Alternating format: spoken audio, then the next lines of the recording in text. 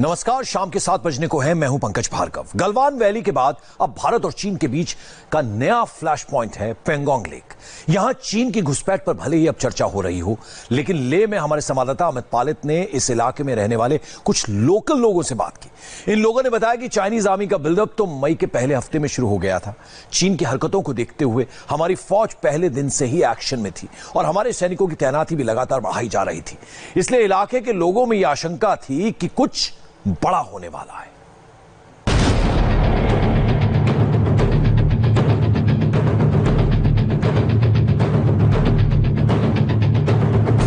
इस वक्त सबसे ज्यादा चर्चा चीनी घुसपैठ की है। चीनी घुसपैठ की एक्चुअल पोजीशन क्या है? एलएसी के सबसे करीब रहने वाले लोगों से हमने ये समझा। चाइनीज आर्मी कहां तक पहुंची है? फिंगर 4 पर है या फिंगर 5 पर? चाइनीज आर्मी की मूवमेंट कब कब होती है? इंडियन आर्मी चीन को कैसे जवाब दे रही है? एक एक बात हमने समझी। लुकुंग, स्पंगमिक, मान, मेरक, खतक और चुशूल भारत की सीमा पर के आखिरी गांव हैं। चुशूल के ठीक सामने है फिंगर 4 और फिंगर 5। ये वो इलाके हैं जहां इन दिनों रात के वक्त लाइट्स जल उठती हैं। अप्रैल के पहले यहां अंधेरा रहता था। ये लाइट्स कौन जलाता है? क्या फिंगर 4 के करीब आ चुकी है चीनी सेना? ये जानने के लिए इंडिया टीवी संवाददाता अमित पालित ने लुकुंग के काउंसलर कोंगचॉक स्टांजिन से बात की। स्टांजिन से पूरे डेवलपमेंट का फर्स्ट हैंड अकाउंट समझा। चूंकि इस वक्त फॉरवर्ड इलाकों में जाने पर पाबंदी है, एलएसी के आखिरी गांवों तक पहुंचना थोड़ा मुश्किल है। इसलिए काउंसलर ने पेंगोंग, चुशूल, गलवान, टेपसांग और दुर्बुक के पूरे हालात को सैटेलाइट मैप पर समझाया। काउंसलर ने बताया कि सिचुएशन तो मई के महीने में ही टेंस हो चुकी थी। चीन ने जब बिल्डअप बढ़ाया तो भारत ने भी उसी के हिसाब से तैयारी की। खासकर पेंगोंग के फिंगर 4 के पास तनाव जबरदस्त है।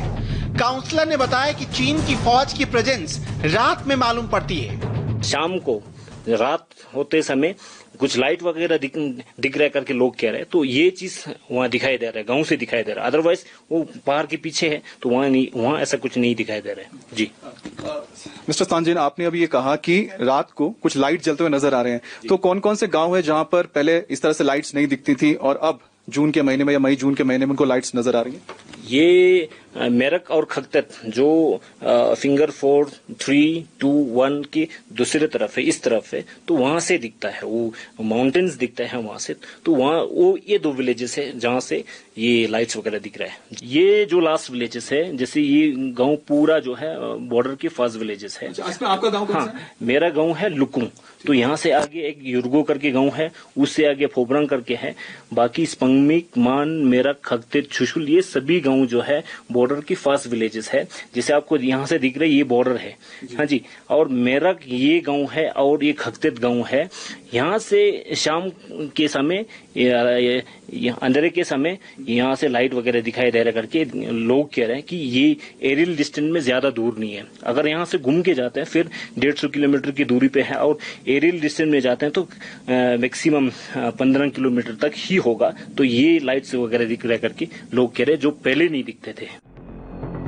लोग इस वक्त समझना चाहते हैं कि पेंगोंग सो की फिंगर्स का मतलब क्या है। फिंगर 1, 2, 3, 4 आखिर है क्या? इंडिया की पोजीशन इस पे कहां तक है? अब ये भी समझाते हैं। ये फिंगर्स की जियोलॉजिकल पोजीशन है। फिंगर 4 तक भारत के कब्जे में है। भारत का दावा है कि फिंगर 8 तक उसका इलाका है, लेकिन चीन भारत के दावे को मानता नहीं। 1999 में करगिल युद्ध के दौरान ही चीनी सेना ने फिंगर 5 तक सड़क बना ली थी। चुशूल के काउंसलर ने सिंपल तरीके से फिंगर्स को भी समझाया। काउंसलर ने कहा कि ये सारी आर्मी की टर्म्स है, लेकिन असल में इनके अलग अलग नाम हैं। सिविलियंस फिंगर 4, 5 नहीं समझते, वो इन्हें अपने इलाके के नाम से जानते हैं। ये फिंगर 4, 3, 2, 5, 8 सारा आर्मी की टर्म है। बाकी सिविलियंस का इसका नाम जो है फिंगर 4 को रेतर नगा बोलते हैं। तो उससे आगे जो है ये कार वैली बोलते हैं हमारा सिविलियंस का। उससे आगे भी जाते हैं तो वो सिविलियंस का अलग नाम है, आर्मी ने अलग नाम डाल किया हुआ है। बाकी पेंगोंग फिंगर फोर्स से मोड़ता है, चाइना की तरफ मोड़ता है, तो वहां से सिविलियंस को ये नहीं दिखाई देता कि वहां से क्या एक्टिविटीज वगैरह हो रहा करके, क्योंकि पहले जो है ये हमारा सारा नोमैड्स एरिया है। जो लोग जितने भी ईस्टर्न लद्दाख में जो लोग रह रहे हैं वो मैक्सिमम लाइफ स्टॉक पे डिपेंड है, पश्मीना गोट पे डिपेंड है, तो वो लोग ग्रेजिंग के लिए लोग वहां पे जाते थे। इवन 62 के पहले भी जाते थे, बाद में भी जाते थे, ये सिरजा तक जाते थे, यहाँ तक सिरजा बोलता है, सिरजा तक जाते थे। तो ये हमारा वहां पे लैंडमार्क भी है, अभी भी पता है ये वहां पे लैंडमार्क दिखाई दे रहा होगा, लेकिन गए नहीं है लोग वहां पे। तो ये है कि वहां पे चाहे शीप पेन के पेन हो, कैटल पेन हो, और ये जो टेन लगाते हैं उसकी निशानी हो, सारा अभी भी होगा। अगर चाइना के नोमैड्स और इंडिया के नोमैड्स अगर बीच में मिलाते हैं तो उनको पता होगा कि चाइना का कहां तक है, इंडिया का कहां तक है। तो इनका चाइना का ज्यादातर क्लेम करना ये बिल्कुल भी वो नहीं है, उनका बनते ही नहीं है। लेकिन आगे की बात आपको और गौर से सुननी चाहिए। कोंगचोक स्टानजिन ने एक और बड़ी बात बताई। चुशुल के एग्जीक्यूटिव काउंसलर ने बताया कि ईस्टर्न लद्दाख में हमारी आर्मी का बिल्डअप अब हर तरफ बढ़ चुका है। चीन से ज्यादा बिल्डअप हमारी आर्मी का है। खुद चश्मदीद से सुनिए चीन के मुकाबले कैसे हमारी सेना स्ट्रांग हो चुकी है। इलाके में भी क्या इंफ्रास्ट्रक्चर का काम चल रहा है? हाँ, बिल्कुल चल रहा है। जैसे मान मेरक मैंने आपको पहले बताया, वहां पे जैसे यहाँ पे है लुकुंग टू मेरक तक हमारा एक PMGSY का एक रोड है, आज की डेट में अंडर कंस्ट्रक्शन है, वो वहां पे काम चल रहा है, इसमें कोई रुकावट नहीं है। और यहाँ से भी खगतेत से चुशुल के बीच CRF के थ्रू एक रोड बन रहा है, मैकेडम वगैरह होना है, आधे से ज्यादा मैकेडम हो चुका है, तो वहां पे भी काम होना है। तो वहां पे सिविलियंस के काम होने में कोई प्रॉब्लम नहीं होगा, वहां पे काम नॉर्मल तरीके से चलेगा। चुशुल, डेमचौक, कांगडून से लेकर गलवान तक हर जगह कंस्ट्रक्शन बड़े पैमाने पर हो रहा है। गलवान में कैसी पोजीशन है, कोंगचोक स्टानजिन ने हमें एक एक बात समझाई। गलवान के गांवों के बीच से ही सारी मशीनरी होकर आगे बढ़ती है। हालांकि इन सबसे लोगों को कोई फर्क नहीं पड़ता। लोगों का काम धंधा पहले की तरह जारी है, क्योंकि ये गांव पेट्रोलिंग पॉइंट से काफी दूर है। यही देखा है इस एक 1.5 महीने में जो भी है, ज्यादातर जो है बिल्डअप देखा है। यहाँ से कॉन्वॉय जाते समय देखा है, यहाँ से हेवी मशीनरीज यहाँ से लेके जाते समय देखा है, तो यही लोगों ने देखा है। बाकी वहां पे एग्जैक्टली क्या चीज हो रहा है करके वो लोगों के पास ऐसा इन्फॉर्मेशन नहीं है। आप ये जरूर है कि बॉर्डर की गांव है, क्योंकि मैक्सिमम कन्वॉय जो है गांव के बीच से निकलते हैं, चाहे हैवी मशीनरीज हो जो भी हो, तो गांव के बीच से ही निकलते हैं। तो ये चीज है कि यहाँ से काफी बिल्डअप हुआ करके लोग कह रहे हैं, क्योंकि मैं खुद उसी गांव से ही हूँ। क्योंकि जैसे आप देख रहे हैं युरगो, फोपरंग, लुकुंग एक ही पंचायत हल्का है, मैं लुकुंग गांव से हूँ, तो मुझे इतना पता है कि यहाँ पे क्या चीज हो रहा है करके। 2-4 दिन पहले मैं वहां गया था, तो वहां पे नॉर्मल चल रहा था, काम वगैरह नॉर्मल चल रहा था, कोई इसमें कोई प्रॉब्लम नहीं था। चाहे एग्रीकल्चर की एक्टिविटीज हो, चाहे ग्रेजिंग का हो, चाहे रोड कंस्ट्रक्शन का हो, और बाकी कंस्ट्रक्शन हो, उस सब में कोई वहां पे रुकावट नहीं, सारा नॉर्मल चल रहा था। तो बाकी ये है कि लोगों को इतना पता है, मैंने जैसे आपको पहले बताया कि बिल्डअप वहां से काफी ज्यादा हुई है। चुशुल काउंसलर ने ही हमें चीन की कब्जे वाली पॉलिसी समझाई। पहले चीन के खानाबदोश लोग सीमा पर पहुंचते हैं, फिर धीरे धीरे अतिक्रमण करते हैं, वहां कंस्ट्रक्शन तैयार करते हैं, उनके पीछे पीछे चीनी सेना वहां पहुंच जाती है और इलाके पर अपना दावा ठोक देती है। ये है कि शीप पेन जो है परमानेंट हम वहाँ पे वो बनाते हैं, एक तरीके से फेंसिंग वगैरह लगाते हैं, तो वो एक लैंडमार्क बनता है।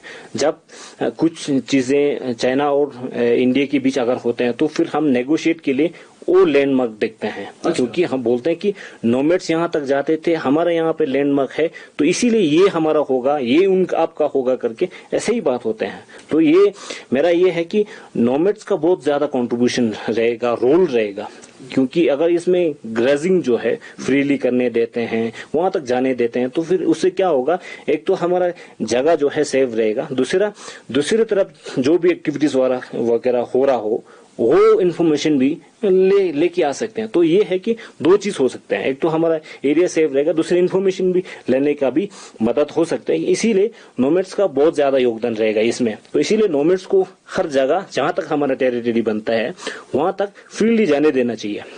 क्योंकि चाइना क्या करते हैं, पहले नोमैड्स को छोड़ते हैं, तो इसके बाद अगर कोई डिस्प्यूट वगैरह वहां पे नहीं दिखाई देता है, कुछ नहीं दिखाई देता, तो इसके बाद फिर आर्मी पीछे से आता है। तो ये पॉलिसी उनका रहा है आज तक। चाइना का ज्यादातर क्लेम करना ये बिल्कुल भी वो नहीं है, उनका बनते ही नहीं है, क्योंकि ये सारा जो है हमारा इंडिया की नोमेट्स जो है वहां तक जाते हैं। तो इसीलिए मैं कहता हूँ, हाँ सिरजा तक जाते थे। हाँ सिरजा 1-2 जो है 62 की लड़ाई में ये सभी हुए हैं, जो उस वार में चला गया था।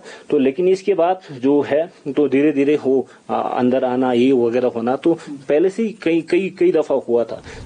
इसके बाद हमारे संवाददाता अमित पालित दुर्बुक के काउंसलर के पास पहुंचे। उनसे 250 किलोमीटर लंबी दुर्बुक शोक दौलत बेग ओल्डी सेक्टर रोड के बारे में पूरी जानकारी हासिल की। काउंसलर ने बताया कि रोड तो पूरी तरह कंप्लीट है, धीरे धीरे और कंस्ट्रक्शन भी किया जा रहा है। मेरा गांव है जो ये शशुकुल का है, शशुकुल के बाद ये ठारुक है, टंगसे है और ये दुर्बुक, और मेरा ये जो शायोक विलेजेस है, शायोक विलेज है कि मेरा लास्ट मतलब विलेजेस है मेरे कॉन्स्टिट्यूंसी में। तो हम चंगला से यहाँ से आते हैं ले की तरफ से, फिर दुर्बुक पहुंचते हैं। हम दुर्बुक की तरफ से हम यहाँ पे टूअर्ड शायोक की तरफ जाता है, और अभी जो ये शायोक दुर्बुक से शायोक के बीच में 16 किलोमीटर की दूरी है। तो यहाँ से जो रोड जाता है, जी जो रोड है दुर्बुक, शायोक और दौलत बेग ओल्डी को जो रोड जाता है, ये रोड तैयार हो चुका है। हाँ ये रोड बिल्कुल तैयार हो चुका है, ये पहले से तैयार हो चुका है, लेकिन हम लास्ट फ्यू ईयर से भी मतलब कंटिन्यू रात दिन मतलब काम चल रहा है। तो हम डीबीयू पूरा टिल डीबीयू तक वहाँ पे बिल्कुल मेकाडैम है, मतलब रोड बिल्कुल साफ है, क्लियर। तो शायोक से यहाँ से हमारा एक 93 की आरसीसी की एक ग्रीप का गेम है, यहाँ से क्रॉस करते हुए फिर डीबीयू की तरफ मूव होता है यहाँ। तो डीबीयू से पहले हमारा गलवान आता है, गलवान 120 बोलते हैं, 120 मतलब किलोमीटर है फ्रॉम दुर्बुक टू गलवान नाला तक, कल के जो इंसिडेंट हुआ है। तो गलवान से फिर आगे जाना होगा, लगभग 100 किलोमीटर के आसपास में डीबीयू बढ़ता है। तो जो ये डीबीयू जो है लास्ट हमारा मतलब बॉर्डर है एलएसी। बहरहाल फिंगर्स एरिया में 1962 के बाद पहली बार इतना लंबा टेंशन बना हुआ है, लेकिन एलएसी के पास बसे गांव के लोग दावा करते हैं कि चीन इस वक्त भारत के सामने किसी भी मामले में नहीं टिकता।